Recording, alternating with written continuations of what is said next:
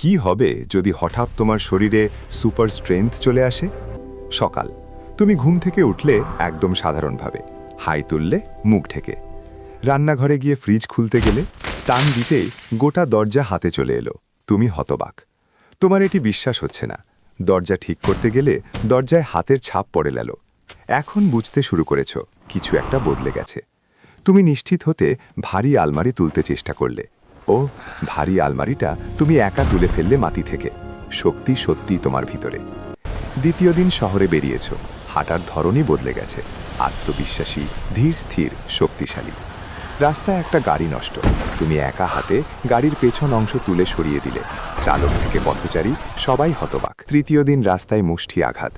এক ঘুষিতেই কংক্রিটের রাস্তা ফেটে চৌচির, বিশাল গর্ত।